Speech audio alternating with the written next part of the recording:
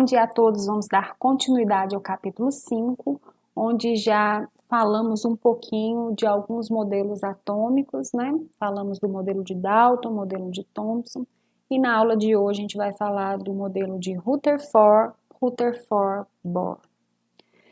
Então, o modelo de Rutherford é o modelo do átomo nucleado, o modelo que foi comparado ao sistema planetário, onde o Sol seria o núcleo e os planetas seriam os elétrons. Nessa perspectiva, a eletrosfera teria um raio de 10 a quarta a 10 a quinta vezes maior que o núcleo. Então, o núcleo aqui no centro, positivo, e o elétron ao redor, girando ao redor desse núcleo, na chamada eletrosfera. Então, o modelo de Rutherford ficou conhecido como modelo planetário, que aqui o núcleo é como se fosse o Sol, e os elétrons girando em torno desse núcleo é como se fossem os planetas.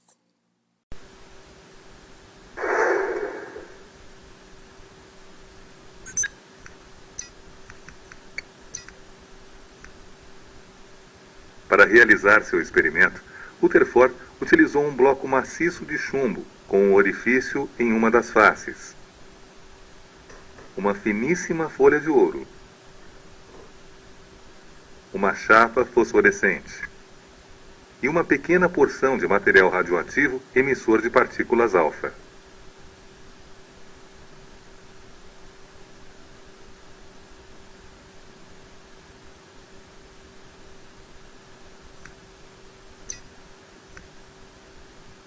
Com base em seu experimento, Rutherford constatou que a grande maioria das partículas alfa atravessa a folha de ouro em linha reta. Ele constatou também que pouquíssimas partículas alfa são desviadas de sua trajetória.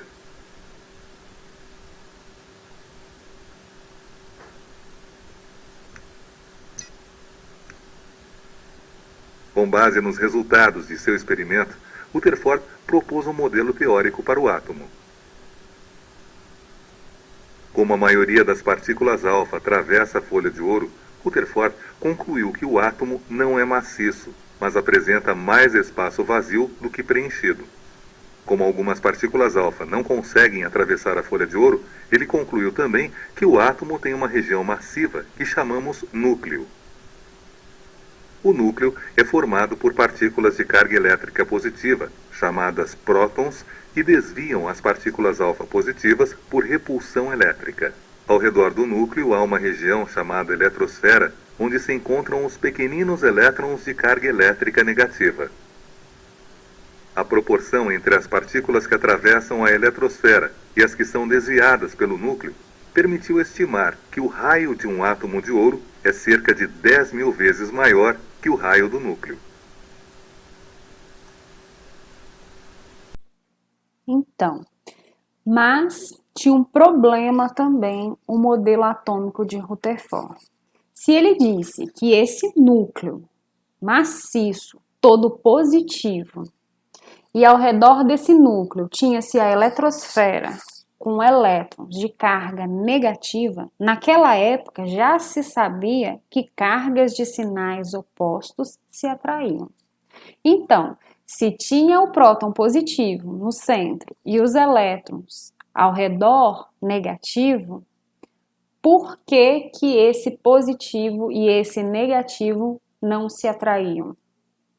Que caso isso acontecesse, ia ter uma colisão, algo que não acontecia. Portanto, o modelo atômico de Rutherford foi muito importante, foi um avanço enorme, mas tinha erros. Mesmo explicando que foi observado no laboratório apresenta uma incorreção. Então, vem-se o aprimoramento do modelo de Rutherford, que ficou conhecido como o modelo Rutherford-Bohr. Niels Bohr apresentou alterações ao modelo de Rutherford e sugeriu que as leis que davam conta do movimento dos grandes corpos não eram adequadas para explicar o comportamento do mundo subatômico. Utilizando a teoria do alemão Max Planck, que é o pai da física quântica, Bohr concebeu a ideia de que um elétron poderia ocupar certas órbitas ou níveis de energia. Vou explicar melhor. Aqui no centro, né, onde é o núcleo de carga positiva, e aqui ao redor desse núcleo tem a eletrosfera. E essa eletrosfera é dividida em camadas, ou também chamada de níveis de energia. Então, aqui possui 7 camadas: K, L, M, N, O, P e Q. E os elétrons se movimentam constantemente nessas camadas. Em sua camada de origem, então o elétron, quando ele está aqui na sua camada de origem, ele fica movimentando aqui com uma certa energia. É chamada de camada estacionária, com energia constante. Mas o elétron, ele pode sair daqui e ir para cá, ou ele pode sair daqui e ir para cá. Ele pode movimentar de uma camada menos energética para uma camada mais energética. As camadas mais próximas do núcleo são camadas menos energéticas. Mas o elétron, então, ele salta da camada mais interna, menos energética, para uma camada mais externa, mais energética. Mas para que isso aconteça, ele precisa de absorver uma certa energia. Um elétron que saltou para uma camada de maior energia, ele fica instável. Então, ele estava aqui numa camada de menor energia. Ele vai e salta para uma camada mais energética. Então, ele sai da sua camada de origem, chamada camada estacionária, vai para uma outra, absorveu uma certa energia, vai para uma outra camada, só que ele fica instável. Quando ele passa para essa outra camada, ele fica eletronicamente excitado e tende a voltar para a sua camada de origem.